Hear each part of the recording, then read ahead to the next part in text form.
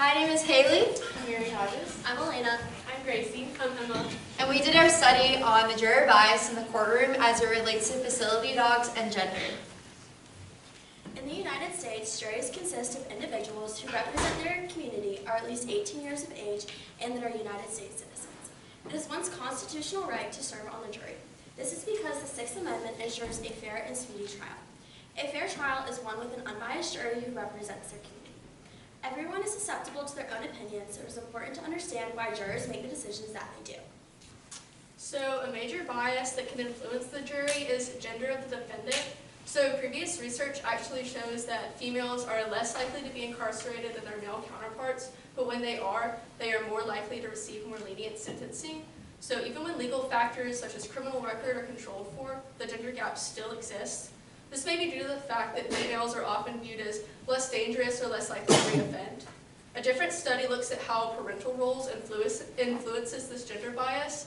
So in this study, it found that mothers who were involved in their children's lives prior to arrest received more lenient sentencing than mothers who were not involved in their children's lives at all.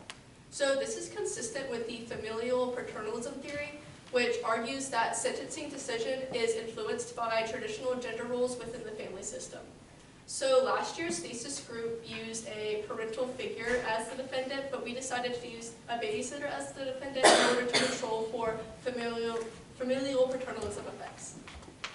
So previous research has found that facility dogs can help vulnerable or anxious victims, witnesses, or really anyone in the courtroom testifying by reducing stress and improving comfort, which therefore could lead to a more clear, detailed, and accurate testimony. But McQuiston and Bird's study, which is a little bit more relevant to ours, actually found that there was not a significant difference with the presence of a facility dog in terms of verdicts or any courtroom decision making. So the purpose of our research is that we want to examine the underlying social factors that may influence a juror's decision, specifically related to the gender of the defendant and if they are testifying with a facility dog present. Previous research has not really focused on the defendant having a facility dog. It's more so been witnesses with the facility dog, so our research tries to fill that gap. So our study presented 4 different scenarios to our participants, alternating between female and male gender. Additionally, we had 1 female defendant scenario and 1 male defendant scenario have the additional component of a facility dog present during the trial. The narrative of our study examines a 20-year-old babysitter, either female or male, who is a part of the police academy. The babysitter is babysitting children who are ages 4 and 5 years old. The babysitter has brought into the home of which they are babysitting at a loaded gun without the safety on inside their backpack. Unfortunately, while the babysitter was cooking dinner, the 4-year-old found the gun in the backpack and shot the 5-year-old, causing a fatality. Participants were asked to take the information from these scenarios and then put them into the questionnaire once answering that.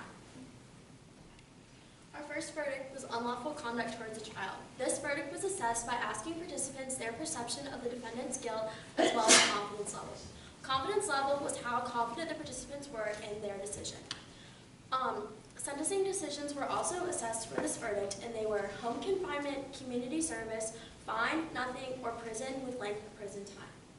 Verdict 2 was involuntary manslaughter. This verdict was assessed by asking participants their perception of participant guilt, defendant guilt, as well as confidence level. Sentencing decisions were also asked of the participants, and they were the same as verdict 1. Perception was also asked in our study, and this assessed participants' perception of defendant's emotion, sympathy towards the defendant, perceptions of confidence, levels of responsibility, and validity of dog presence. So our study used a label magnitude scale where we assigned adjectives to different numerical ratings. This is more meaningful than just using a simple 1 to 10 numerical scale, as it allows participants to match their experiences to a defined level of intensity. Our study scale ranged from 0 to 9, and you can see here on the screen which adjectives we assigned to the numerical ratings.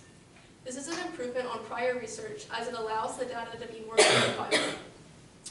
Studies suggest that using a label magnitude scale allows for comparisons across data sets and controls for ceiling effects, where a task becomes incomparable due to participants selecting the extremes in a data set. So there are a total of 132 participants ranging in age from 18 to 81 years old. Ages were grouped into 3 categories: under 30, between 30 and 50, and and above 50 years old. There were 59 females and 72 males.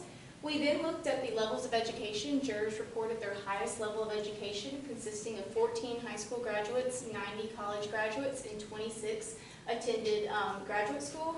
And then lastly, we looked at pet and gun ownership and found that 72% of our participants owned a pet, while 27% did not, and 69% owned a gun and 31% did not.